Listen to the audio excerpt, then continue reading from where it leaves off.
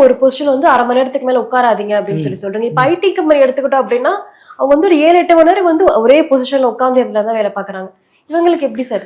எந்த வேலைக்குமே நம்ம பாடி ஒரு ஃபிட்டாக இருந்தால் தான் நம்ம அந்த வேலைக்கு தகுதியானவங்களா இருப்போம். ஸோ இப்போ நான் 100 மீட்டர்ஸ் ரன்னிங் ஓடணும்னா அதுக்கான கெப்பாசிட்டி கேப்பபிலிட்டி என் உடம்புல இருந்தால் மட்டும்தான் என்னால் அவ்வளோ தூரம் ஓட முடியும்.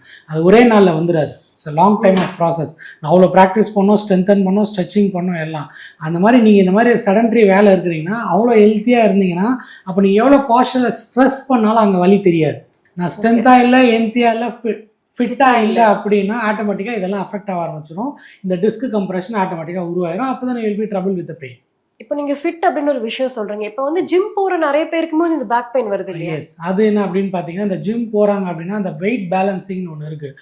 நீங்கள் வந்து ஸ்டார்டிங்கில் வந்து எடுத்தோடனே போகிறீங்கன்னா ஸ்ட்ரெச்சிங்கில் ஆரம்பித்து மசிலோட க்ரோத்தை வந்து டெவலப் பண்ணி ஸ்ட்ரென்த் பண்ணிவிட்டு என் மசிலு 20 கிலோ தூக்கத்துக்கான கெப்பாசிட்டி வந்துச்சுன்னா நான் டில் 18 வரையும் தான் ரீச் பண்ணுவேன்.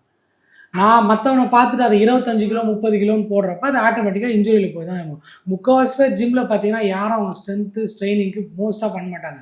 பக்கத்தில் இருக்கிறவங்க பார்த்தோ இல்லை டிவியில் பார்த்தோ யூடியூப்பில் பார்த்தோ நான் அவனை மாதிரி வரணுன்ற பண்ணுறதுனால தான் இந்த பிரச்சனை.